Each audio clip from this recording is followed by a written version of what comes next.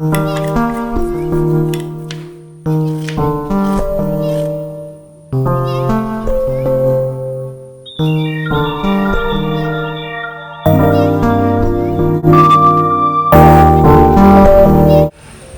Guys, welcome. നിങ്ങളൊരു വീട്ടമ്മയാണെങ്കിൽ കിച്ചണിൽ കയറി ഇറങ്ങുന്നവരാണെങ്കിൽ ഇങ്ങനെയുള്ള കാര്യങ്ങളൊക്കെ അറിഞ്ഞിരിക്കുന്നത് നല്ലതായിരിക്കും. അപ്പോൾ ഒരുപാട് നല്ല നല്ല ടിപ്സും ട്രിക്കൊക്കെ ആയിട്ടാണ് ഇന്നത്തെ വീഡിയോയിൽ ഞാൻ വന്നിട്ടുള്ളത്. വീഡിയോ മുഴുവനായിട്ട് കാണാൻ പറ്റുമെന്നുണ്ടെങ്കിൽ ഒന്ന് കണ്ടു നോക്കണേ. വളരെ പെട്ടെന്ന് തന്നെ നമുക്ക് മീനൊക്കെ ക്ലീനാക്കി എടുക്കാൻ യാതൊരു ബുദ്ധിമുട്ടും മെനക്കേട് വിഷമവും ഒന്നുമില്ല. മടിയൊക്കെ ഉള്ളവരാണെങ്കിൽ അവർക്ക് എന്തായാലും ഇത് ഇഷ്ടാവും. ഭയങ്കര ഈസി പണിയാണ് കേട്ടാ. മീനൊക്കെ ക്ലീനാക്കി എടുക്കാൻ വേണ്ടിയിട്ട് ഒന്നിക്കിൽ നമ്മൾ കത്രിക അങ്ങനെ വല്ലതല്ലേ എടുക്കാറ്. അപ്പം അതിന് പകരമായിട്ട് ഞാൻ ഇവിടെ എടുത്തത് ഗ്രൈറ്ററാണ്. ഇത് വെച്ചിട്ട് അടിപൊളിയായിട്ട് മീനൊക്കെ ക്ലീനാക്കി എടുക്കാം. പ്രത്യേകിച്ചിട്ട് പിന്നെ നമ്മളെ പുയ്യാപ്പിളക്കട്ടില്ല എന്നൊക്കെ പറയാറില്ല, അത് ഈ വലിയ മീൻ്റെ ചൂളിയൊക്കെ പോകാൻ ഭയങ്കര ബുദ്ധിമുട്ടല്ലേ. ഈ 2 മീൻ മാത്രമല്ല, എല്ലാ മീൻ്റെയും പിന്നെ ചൂളി പോകാൻ ഇതെടുത്താൽ മതി കേട്ടാ. ഇന്ന് മീനൊന്നുമില്ല. പിന്നെ മത്തി, പുയ്യാപ്പിളക്കട്ടിലെല്ലാം അതിനൊക്കെ ചൂളി കൂടുതൽ തന്നെയാണല്ലേ. ഇനി ഇതിൻ്റെ സൈഡിലുള്ള മുള്ളൊക്കെ കട്ട് ചെയ്യാൻ വേണ്ടിയിട്ട് കത്രിക എടുത്താൽ മതി. അപ്പോൾ ഈ ഒരു ടിപ്സ് നിങ്ങൾക്ക് ഇഷ്ടമായെന്നൊക്കെ വിചാരിക്കും. ഞാൻ നല്ലോണം ഫുള്ളായിട്ട് ഇത് റിമൂവ് ആക്കി എടുത്തിട്ടുണ്ട്. അത് ഞാൻ നിങ്ങൾക്കൊന്ന് കാണിക്കുന്നുണ്ട്. എന്നിട്ട് നമുക്ക് അടുത്ത ടിപ്സിലേക്ക് പോവാം. ഇതും അടിപൊളിയാണ്. നമ്മളിൽ കുറച്ച് വൃത്തികേടായിട്ടുള്ള ഇങ്ങനെയുള്ള കട്ടിംഗ് ബോർഡൊക്കെ ഉണ്ടാവില്ല, അതിന് കളയേണ്ട ആവശ്യമൊന്നുമില്ല. ഇതേപോലെ ക്ലീൻ ആക്കിയിട്ട് നമുക്ക് ഫിഷൊക്കെ കട്ട് ചെയ്യാൻ വേണ്ടിയിട്ട് നല്ലതല്ലേ ഇങ്ങനെയുള്ള കട്ടിംഗ് ബോർഡൊക്കെ. പിന്നെ അതിനായിട്ട് പുതിയത് എടുക്കേണ്ട ആവശ്യമൊന്നുമില്ല. അപ്പോൾ ഈ ഒരൊറ്റ പുളിനാരങ്ങ വെച്ചിട്ടാണ് ഞാനിതൊക്കെ ക്ലീനാക്കി എടുക്കാൻ പോകുന്നത്. അപ്പോൾ അതിന് മുമ്പായിട്ട് ഈ ഒരു ബോർഡിൽ വെള്ളം നനച്ച് കൊടുക്കണം. അതിന് ശേഷമാണ് ഈ ഒരു പുളിനാരങ്ങ ആ ഒരു ഭാഗത്തുള്ള ഇതേപോലെ തന്നെ നല്ലോണം ഒന്ന് ഉരച്ച് കൊടുക്കും. എല്ലാ ഭാഗത്തും സൈഡിലും ആ ഒരു കറുപ്പൊക്കെ കാണുന്നുണ്ടല്ലോ, ആ ഭാഗത്തൊക്കെ നന്നായിട്ട് ഉരച്ച് കൊടുക്കുക. ഉരച്ച് കൊടുത്ത ശേഷം പിന്നെ നമ്മളെ സിങ്കിൻ്റെ അവിടെ പോയിട്ട് സ്ക്രബ്ബർ വെച്ചിട്ട് ജസ്റ്റ് എല്ലാ ഭാഗത്തും ഒന്ന് അരുതി കൊടുക്കുക. അതെന്തിനാന്ന് വെച്ചാൽ പൂർണ്ണമായിട്ട് റിമൂവ് ആവാൻ വേണ്ടിയിട്ടാണ്.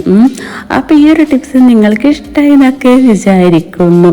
നമുക്കിങ്ങനെ വൃത്തികേടായിട്ടുള്ള കട്ടിംഗ് ബോർഡൊന്നും കളയേണ്ട ആവശ്യമില്ല. ഇങ്ങനെ ക്ലീനാക്കി എടുക്കുക. കുറച്ചൊന്നും മെനക്കേടൊന്നുമില്ല, ഒരു 10 മിനിറ്റ് അത്രയേ ഉള്ളൂ. അപ്പോൾ ഇതേപോലെ ക്ലീനാക്കി എടുത്താൽ ഫിഷൊക്കെ കട്ട് ചെയ്യാൻ വേണ്ടിയിട്ട് ഇങ്ങനെയുള്ള കട്ടിംഗ് ബോർഡ് എടുക്കുക.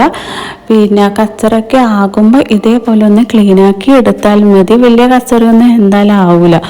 പിന്നെ അപ്പോൾ ഈ ഒരു ടിപ്സ് നിങ്ങൾക്ക് ഇഷ്ടമായി എന്നൊക്കെ വിചാരിക്കുന്നുണ്ട്.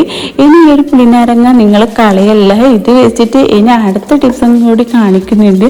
അതും നിങ്ങളൊന്ന് കണ്ടു നോക്കളി. അതും അടിപൊളി തന്നെയാണ്. ഈ ഒരു ഗ്ലാസ്സാണ് ഞാൻ ക്ലീനാക്കി എടുക്കാൻ പോകുന്നത്. ഇത് പറയാനൊന്നുമില്ല, അത്രയും അടിപൊളിയാണ്. ഇതിലങ്ങനെ പറയേണ്ട വിധത്തിലുള്ള കറിയൊന്നും ഇല്ല. പക്ഷേ ഞാൻ ഈ ഒരു നാരങ്ങ വെച്ചിട്ട് ഈ ഒരു ഗ്ലാസിൻ്റെ നിറം വർദ്ധിപ്പിക്കുന്നുണ്ട്. നിങ്ങളത് ഫുള്ളായിട്ടൊന്ന് കണ്ടു നോക്കിക്കോ.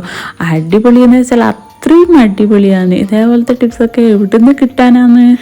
ഈ ഗ്ലാസിൻ്റെ അകത്തും പുറത്തും സൈഡിനൊക്കെ നല്ലോണം ഒന്ന് ഉരച്ചു കൊടുക്കണം. പിന്നെ അഥവാ കറ ഉണ്ടെങ്കിൽ ആ ഭാഗം കൂടുതലായിട്ട് ഉരച്ചു കൊടുക്കുക. നമ്മൾ പാൽ ചായയിൽ ഒഴിച്ചാൽ ഗ്ലാസിൻ്റെ കളറ് മങ്ങിയിട്ടുണ്ടാവില്ല, ആ ഗ്ലാസ്സൊക്കെ ഇതേപോലെ തന്നെ ക്ലീനാക്കി എടുക്കുക. ഏത് ഗ്ലാസ് ആയാലും കുഴപ്പമില്ല കേട്ടോ. നല്ല അടിപൊളിയായിട്ട് ഇങ്ങനെ വെട്ടിത്തിളങ്ങി വരും. നിങ്ങൾക്ക് ഞാനിത് കഴുകിയിട്ടൊക്കെ കാണിച്ചു തരുന്നുണ്ട്.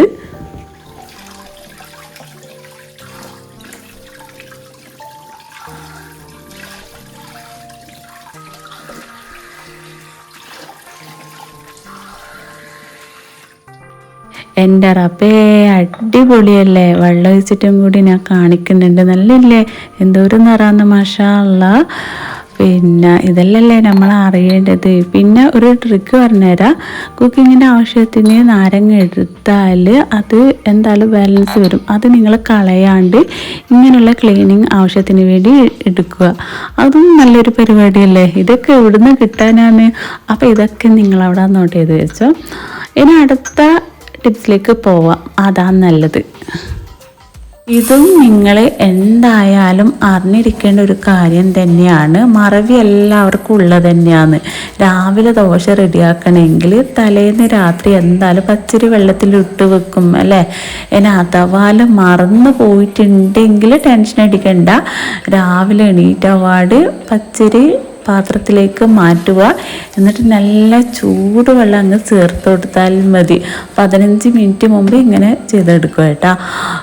2 മണിക്കൂർ 1 മണിക്കൂറിൻ്റെ ഒന്നും ആവശ്യമില്ല, വെറും 15 മിനിറ്റ്. എന്നിട്ട് സാധാരണ നമ്മളെങ്ങനെയാണോ പച്ചരി അരച്ചെടുക്കാറ് അതേപോലെ അരച്ചെടുക്കുക. പക്ഷെ നല്ല തിളക്കുന്ന വെള്ളം ഒഴിച്ച് കൊടുക്കണം കേട്ടോ.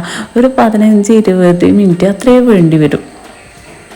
ഇനി അടുത്തൊരു ടിപ്സും അടിപൊളി തന്നെയാണ്, അതും ഒന്ന് കണ്ടു നോക്കി. ഇനി അടുത്തൊരു ടിപ്പ് ഇതാണ്, അതായത് സവാള കട്ട് ചെയ്യുമ്പോൾ എല്ലാവർക്കും കരച്ചിലൊക്കെ വരാറുണ്ടല്ലേ. അപ്പോൾ കരച്ചിൽ വരാതിരിക്കാനുള്ളൊരു പരിപാടി ഉണ്ട്. അപ്പോൾ അതിൻ്റെ മുമ്പായിട്ട് വേറൊന്ന് കാണിക്കുക. അതായത് സവാളൻ്റെ ഒക്കെ തൊലിയൊക്കെ കളഞ്ഞ് കഴിഞ്ഞാൽ പിന്നെ നമുക്കത് കഴുകിയിട്ട് കട്ട് ചെയ്യാനുണ്ടാവില്ലേ. അപ്പോൾ കട്ട് ചെയ്യാൻ ഈസി എങ്ങനെയാണെന്ന് വെച്ചാൽ ഇതിനായി ഒരു മുട്ടി ഭാഗം വരുന്നുണ്ടല്ലോ, അത് ഇങ്ങനെ തുറന്നെടുക്കുക. എന്നിട്ട് ആ ഒരു ഭാഗം കട്ടാക്കിയിട്ട് അതങ്ങ് ഒഴിവാക്കുക. എന്നിട്ട് നല്ല ഈസിയിൽ നമുക്ക് കട്ട് ചെയ്യാൻ പറ്റും.